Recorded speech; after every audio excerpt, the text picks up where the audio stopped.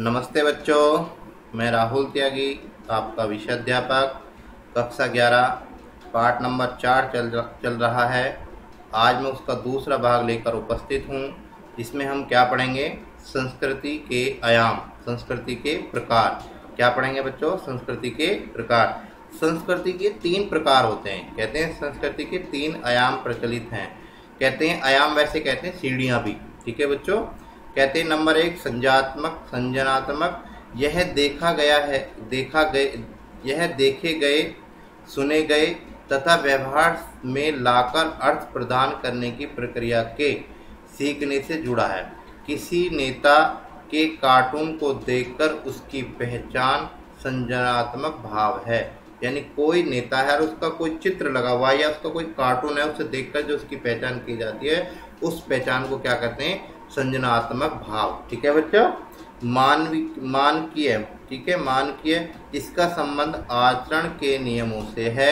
व्यक्ति के निधन पर अनुष्ठानों का आयोजन तथा या अथवा किसी अन्य व्यक्ति के पत्र को नहीं पढ़ना इत्यादि श्रेणी में आते हैं। आपने देखोगा ये मानवीय, जो आपके मानवीय व्यवहार, अगर मैं बात करूँ, आचरण कहूँ, ये नियम बड़े ही सख्त होते हैं बच्चों। अगर किसी व्यक्ति के यहाँ निधन हो जाता है या कोई अनुष्ठान का कार्य होता है, वहाँ पर जैसा व्यवहार उस समय का हमारा होता है, जैसी स्थिति हमारी होती है, वो अलग ही स्थिति में देखने को मिलती है। दूसरा ये भी व्यवहार कहता है कि हम कभी किसी के दूसरे का पत्र नहीं पढ़ना चाहिए। ये सारे जो संस्कृति हमारी, जो कल्चर है, वो इसमें दर्शाया गया। भौतिक, भौतिक क्या है? देखिए बच्चों, इसमें भौतिक संसाधनों के प्रयोग से संबंधित किसी भी क्रियाकलापों को सम्मिलित किया जा सकता है। इसमें भौतिक यंत्र भी सम्मिलित होते हैं। उदाहरण के तौर पर इंटरनेट पर चैट करना अथवा फूलों से सतह पर रंगोली बनाना। ये सारे क्या है? भौतिक कल्चर है, हमारा भौतिक संस्कृति है। भौतिक संस्कृति विशेष, कहते हैं विशेष रूप से कला के बारे में हमारी समझ संजनात्मक तथा मानवीय क्षेत्र से जानकारी के बिना पूर्ण नहीं है। फिर भी एक जो हमारा जो कल्चर है ना, 30 भाग है भौतिक, ये इन दोनों के बिना नहीं हो सकता बच्चों। सामाजिक प्रक्रिया के बारे में हमारी विकासशील समझ इन सभी क्षेत्रों की जानकारी से बनेगी। एक समुदाय में जाकर कुछ लोगों को की साक्षरता का संजनात्मक निपुणता प्राप्त होती है।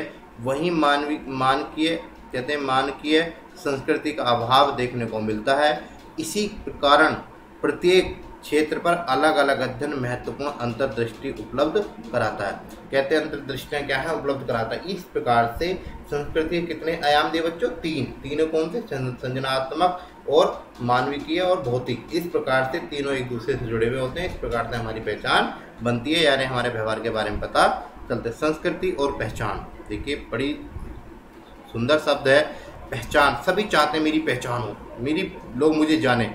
पहचान विरासत में नहीं मिलती, बल्कि यह व्यक्ति और समाज को दूसरे व्यक्तियों के साथ संबंधों से प्राप्त होती है। अरे बच्चों, अगर मैं आपको एक बात बताऊं कि जो विरासत में नहीं मिलती है हमारी पहचान, ये जो पहचान है वो कहाँ से मिलती है बच्चों? व्यक्ति और समाज को दूसरे व्यक्ति के साथ संबंधों से प्राप्त होती है। वो संबंध कौन से संबंध है? अच्छे संबंधों से प्राप्त होती है। व्यक्तियों को उसकी सामाजिक भूमिका के बदले पहचान मिलती है। आधुनिक समाज में व्यक्ति बहुविधि भूमिकाएं अदा करता है, यानी बहुत सारी भूमिकाएं अदा करता है। पुत्र की करता है, पति की करता है, एक ठीक है पिता की करता है। सबकी उसकी भूमिकाएं अलग अलग होती हैं। एक टीचर की करता है, एक सामाजिक व्यक्ति के रूप में भी करता है। अब देखिए वो कौन होते हैं? सबसे पहले क्या होता है? परिवार में कहते हैं बच्चा, भाई बहन, माता पिता हो सकते हैं। प्रत्येक भूमिका में निश्चित उत्तरदायित्व तथा शक्तियाँ होती हैं। सबके अंदर अलग अलग जिम्मेदारियाँ होती हैं। भूमिकाओं को प्रभावित बनाना पर्याप्त नहीं होता है। पहचान तथा मान्यता प्राप्त होनी चाहिए।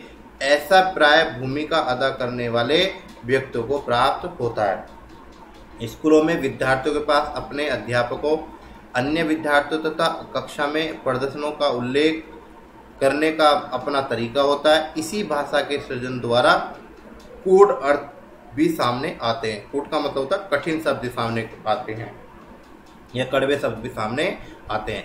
किसी संस्कृति की अपनी उप संस्कृति होती है, यानी उसकी एक रूप भी होता है, उसका साथी होता है। संभ्रांत और कामगार वर्ग के युवा उप संस्कृति की पहचान संघ संगठन से होती है। यह उन समुदायों पर आधारित होती है जो अन्य सदस्यों के साथ अंतःक्रिया करते हैं। उप संस्कृति समूह एक संबंध, कहते हैं समृद्ध इकाई के रूप में कार्य करता है, जो समुदाय के सदस्यों की पहचान देता है। ऐसे समुदायों में नेता तथा अनुयायी हो सकते हैं। आप सभी जानते हैं, अगर इसकी उप संस्कृति की बात करें वो क्या है, राजनीति है। और राजनीति में क्या है, आपने देखा होगा नेता, और नेता के साथ कुछ लोग जुड़े हुए होते हैं। वो लोग उस नेता के बारे में ज़्यादा से ज़्यादा जानकारी देने का प्रयास करते हैं, लोगों को जानकारी प्रयास कराते हैं देने की, कि ये ऐसे हैं हमारे नेताजी, ऐसे हैं हमारे नेताजी, ऐसे हैं। समुदायों के साथ समूह के उद्देश्यों के प्रति वचनबद्ध होते हैं तथा सामूहिक रूप से इन उद्देश्यों की पूर्ति के लिए कार्य संपादित करते हैं। उदाहरण के तौर पर आस पड़ोस के लड़के एक क्लब बनाकर खेल कूद को प्रोत्साहित करते हैं। इसमें समूह के सदस्यों की अपनी बेहतर छवि बनाने में सहायता मिलती है। मान लीजिए किसी ने एक क्लब बना लिया। क्लब मतलब ऐसा स्थान जहाँ पर खेल कूद का हो, और खेल कूद में समूह इकट्ठे होता है, समूह इकट्ठा होकर अपनी छवि बनाने का प्रयास करता है, अच्छे से अच्छा उदाहरण निकालने का प्रयास करता है। अगला टॉपिक आता है इसमें नृजातीय केंद्रवाद। ठीक है बच्चों, ये क्या है, संस्कृतियां जब एक दूसरे के संपर्क में आती हैं तो नृजातीय केंद्रवाद की उत्पत्ति होती है। नृजातीय केंद्रवाद से आश्रय अपनी संस्कृति मूल्यों का अन्य संस्कृतियों के लोगों के व्यवहार तथा आस्थाओं के मूल्यांकन के लिए प्रयोग करना।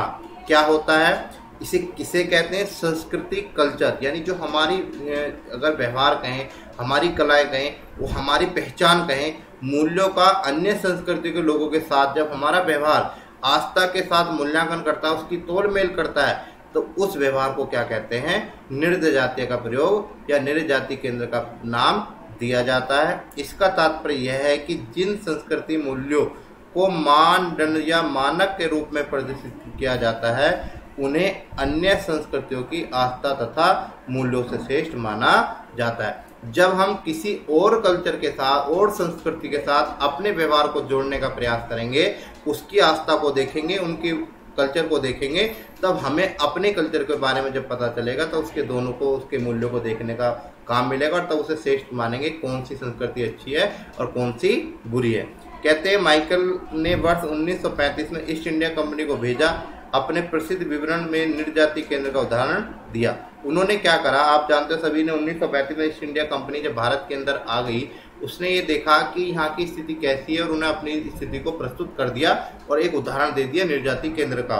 कहते हैं माइकल के अनुसार क्या है, हम इस समय तक ऐसे वर्ग का निर्माण करना है जो हमारे तथा हमारे द्वारा शासित लाखों लोगों के बीच द्विभाषीय का कार्य करें, और व्यक्तियों को ऐसा वर्ग हो जो रुचि में हो, विचार में हो, नैतिकता तथा प्रतिभा से अंगेज हो, किंतु रंग रूप से भारतीय हो।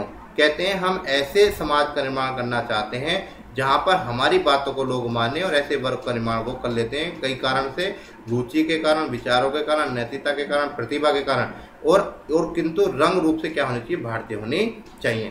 फिर कहते हैं नृजातीय केंद्रवाद में विश्व नागरिकतावाद के विपरीत है, जो अन्य संस्कृतियों को उनके अंतर के कारण महत्व देती है। विश्व बंधुत्व के पर्यवेक्षण में व्यक्ति अन्य व्यक्तियों का मूल्यांकन अपने मूल्य तथा आस्था के अनुसार नहीं करता। कहते हैं विश्व बंधुत्व की जो भावना होती है, उसके अंदर व्यक्ति दूसरे व्यक्ति का मूल्यांकन अपने मूल्यों को मिलाकर नहीं करता, वो देखता ही नहीं इस प्रकार के। ठीक है बच्चों, यह विभिन्न संस्कृतियों को समृद्ध बनाने के लिए सांस्कृतिक विनिमय तथा लेन देन को बढ़ावा देता है। विदेशी शब्दों को अपनी शब्दावली के स्थान देने के कारण अंग्रेजी अंतर्राष्ट्रीय संप्रेषण का साधन बनकर उभरी। कहते हैं बच्चों, जब संस्कृति का विनिमय हुआ, संस्कृति बटी, संस्कृति का लेन देन हुआ, संस्कृति का आदान प्रदान हुआ, तो विदेशी शब्दों से अगर बात करें तो शब्दावली के स्थान पर अंग्रेजों ने अपने अंतर्राष्ट्रीय अपनी चीज़ों को संप्रेषण कर दिया, एक दूसरे को देना शुरू कर दिया। हिंदी फिल्मों के संगीत की लोकप्रियता का कारण पॉप संगीत और भारतीय लोकगीतों के वह स्थान मिलता है। भांगड़ा, गजल जैसी अदृश्य शास्त्रीय संगीत परंपरा ने हिंदी फिल्म संगीतों को गहराया बनाया, यानी गहराइया बनाया, मतलब ऐसा बनाया है जिसके बारे में लोग आज भी याद करते हैं। इंग्लिश शीघ्र ही विश्व विजेता बनेगी। ठीक है बच्चों, प्रचलित इंग्लिश शब्द में air, days, travel, by year, चाय, इंडिया, करोड़ों, मिलियन, थीप या डकैत, देसी, लोकल, बुढ़वी, ये क्या है, ये सारी चीज़ें क्या थी, ये अंग्रेजी चीज़ें थी। इनसे क्या हुआ, जब इन लोगों ने इन चीज़ों का प्रयोग करना शुरू किया, अंग्रेजों की चीज़ों को प्रयोग करना शुरू किया, तो उन्होंने क्या सोचा कि जब ये चीज़ों को हमारे को प्रयोग करेंगे तो हम क्या बन जाएंगे, विश्व विजेता बन जाएंगे। टाइम पास, जिसका अर्थ आप सभी जानते हो, टाइम पास आपने सुना होगा, समय व्यतीत करने के लिए किया गया कार्य। टाइम पास, आजकल बहुत बच्चे क्या कर रहे हैं, हम टाइम पास कर रहे हैं। भारत में व्यवसाय आकर्षित करने में इस नई प्रक्रिया को अपना महत्व है। कहते हैं बहुत सारे बच्चे ऐसे होते हैं जो सिर्फ अपने कार्य में लगे रहते हैं और क्या कहते हैं कि हम तो टाइम पास कर रहे हैं। अब बच्चों क्या है बच्चों, संस्कृति के तत्व, ज्ञानात्मक, विश्वास, संकेत, मूल और मानदंड। आज हम इसमें इसके जो तत्व हैं इनके बारे में पढ़ेंगे। संस्कृति के जो तत्व के संदर्भ में कई समाजशास्त्री ने अपने विचार रखे हैं। H.M. जॉनसन ने संस्कृति को 4 प्रमुख तत्वों के रूप देखा है। नंबर 1 क्या है, ज्ञानात्मक। ज्ञानात्मक क्या है बच्चों, प्राचीन युग से लेकर आज तक जितने भी समाज अस्तित्व में आए, अब तक जितने भी समाज का अस्तित्व आया, मतलब वर्चस्व में आए, उन्होंने उन सभी ने किसी न किसी प्रकार से ज्ञान का अवश्य प्राप्त किया है। आप सभी जानते हो ज्ञान के बिना कोई कार्य नहीं होने वाला। जैसे जैसे समाज अस्तित्व में आया, उसने किसी न किसी रूप से ज्ञान को प्राप्त अवश्य किया है। ज्ञान के अनुभव में, ज्ञान के अभाव में मानव समाज की कल्पना असंभव है। अगर ज्ञान नहीं है तो समाज का निर्माण होना भी असंभव माना जाता है। समाज में जितने प्रकार के ज्ञान हो सकते हैं वह सभी संस्कृति से अभिन्न रूप में जुड़े हैं। मानव समाज, समाजशास्त्र, शिक्षा शास्त्र, चिकित्सा शास्त्र, धर्मशास्त्र, अर्थशास्त्र सभी संस्कृति के अंग हैं।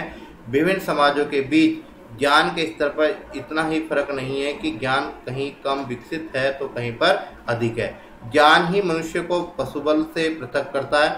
आप सभी जानते हो नॉलेज, ज्ञान ही वो है, शिक्षा वो है जो बच्चों पशुओं से हमें हटाता है, पशु के रूप में नहीं देखता है। नहीं तो अगर जिनके पास ही ज्ञान नहीं होता है वो पशु के समान माने जाते हैं। बहुत सारे व्यक्ति आपने कहते हुए सुनेंगे, क्या पशु है, क्या गधा है, इस तरीके की बातें जो करते हैं उसका मतलब क्या होता है, वो ये समझते हैं कि इसके पास ज्ञान नहीं है, ये बिना शिक्षा वाला व्यक्ति है। इस प्रकार से इसमें कार्य किया जाता है। अब दूसरा क्या आता है, विश्वास।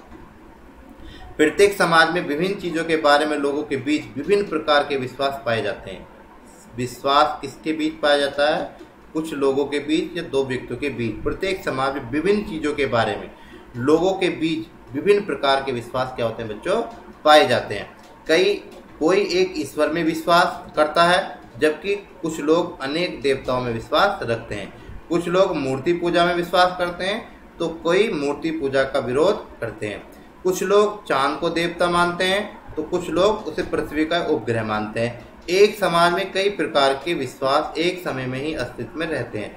यह कहना अत्यंत कठिन है कि कौन सा विश्वास सही है और कौन सा गलत है।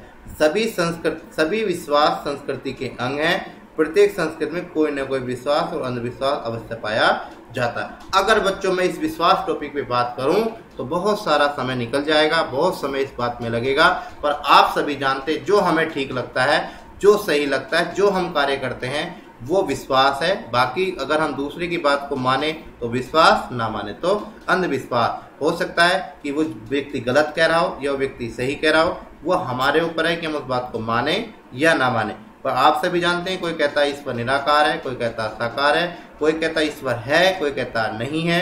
ये बात हमारे ऊपर है कि हम किस चीज को मानते हैं। कोई मूर्ति पूजा में विश्वास रखता है तो कोई उसका विरोध भी करता है। ठीक है बच्चों, अब क्या है अगला टॉपिक, इसमें क्या दिया पॉइंट, संकेत। क्या है बच्चों, संकेत। संकेत संस्कृति का एक प्रमुख तत्व है। संकेत के सहारे हम अपने विचार तथा भावों का संप्रेषण करते हैं। संकेत का मतलब क्या होता है, अगर आपने बच्चों भाषा का बारे में सुना हो, भाषा के बारे में पढ़ा हो, भाषा का रूप जाना हो, वो हिंदी भाषा जब आपको पढ़ाई गई थी उस समय इसके बारे में बताया गया था कि भाषा के जो 3 रूप होते हैं, एक मौखिक होती है, एक लिखित होती है और तीसरी का जो प्रयोग किया गया वो सांकेतिक भाषा का प्रयोग किया गया था। और वो सांकेतिक भाषा ही इस भाषा का महत्व देती है। संस्कृति का कल्चर में इसका प्रयोग किया गया। कहते हैं संकेतों के सहारे, संकेत मतलब इशारों के सहारे, अपना कोई भी इशारा जब हम करते हैं उसके माध्यम से अपनी भावों को आदान प्रदान करने की प्रक्रिया या संप्रेषण करने की प्रक्रिया का नाम ही संकेत कहा जाता है। मनुष्य ही ऐसा संप्रेषण करता है। यह सत्य नहीं कि पशु पक्षी तथा मनुष्य द्वारा पालतू बनाए गए पशुओं तक भी विचारों का संप्रेषण किया जाता है। धर्म और कला के क्षेत्र में संकेतों का महत्व अधिक है। धार्मिक केंद्रों पर संकेत द्वारा पूजा अर्चना की जाती है। बहुत सारे आपने देखा होगा जहाँ पर पूजा होती है मंदिरों में किसी जगह, वहाँ पर इसका ज़्यादा प्रयोग किया जाता है। आम सामान्य तौर पर मनुष्य अपनी बातों को 3 तरह के संकेतों के माध्यम से प्रकट करता है, मौखिक, लिखित और प्रतीक माध्यम से। अभी मैंने आपको बताया मौखिक माध्यम प्रत्येक संस्कृति में मौजूद है, इसका आधार कोई ग्रंथ नहीं है। परंपरा के अनुसार लोकगीत, भजन तथा कहानियां एक पीढ़ी से दूसरी पीढ़ी में अंतरित होती रहती हैं। लिखित माध्यम आधुनिक युग में ज्ञान का प्रसार का एक साधन है। प्रत्येक संदर्भ में व्यक्ति लिखित रूप से एक व्यक्ति के दूसरे व्यक्ति को अपनी बात क्या करता है, तक पहुंचा सकता है। भाषा के बावजूद प्रत्येक संस्कृति में अपने संकेत हैं जिसमें बातों को प्रभावी ढंग से समझाया जा सकता है। तीसरी क्या बात आती है, प्रतीक सबसे अधिक महत्वपूर्ण साधन है जो व्यक्ति के मनोभाव को संकेतित कर देता है। एक टीका लगाने वाला व्यक्ति को ईश्वर की प्रार्थना करने वाला व्यक्ति के रूप में समझा जा सकता है। अगर मान लीजिए किसी ने को टीका लगा लिया तो उस टीके को लगे हुए से समझ जाएंगे कि इसका मतलब ये ईश्वर में आस्था रखने वाला व्यक्ति है। प्राचीन काल के प्रतीक अधिक महत्वपूर्ण संकेत माध्यम से, कहते हैं प्राचीन काल में कि जो प्रतीक अधिक महत्वपूर्ण संकेत के माध्यम से ही कार्य किया होता था।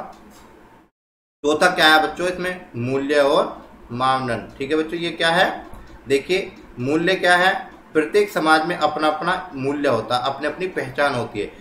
क्या है वो, देखिए बच्चों, जो उसके सदस्यों के जीवन का मुख्य उद्देश्य होता है, जो उसके सदस्यों के जीवन का क्या होता है, मेन मुख्य पॉइंट होता है, मुख्य लक्ष्य होता है।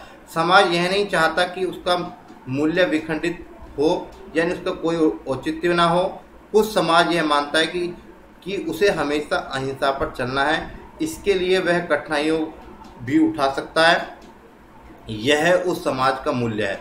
कुछ सामाजिक मूल्य यह कहते हैं कि अपने धर्म प्रचार प्रसार के लिए यदि हम तलवार और बंदूक उठाने की भी जरूरत है तो इसमें हमें कोई हिचकिचाना नहीं चाहिए। यानी अपनी पहचान के लिए, अगर हमें अपनी पहचान बनानी है, अपने कार्य को पूर्ण कराना है, अगर हमें हो सके उसमें अगर हमें तलवार और बंदूक भी उठानी पड़े तो इसमें हमें कभी हिचकिचाना नहीं चाहिए अपने धर्म प्रचार के लिए।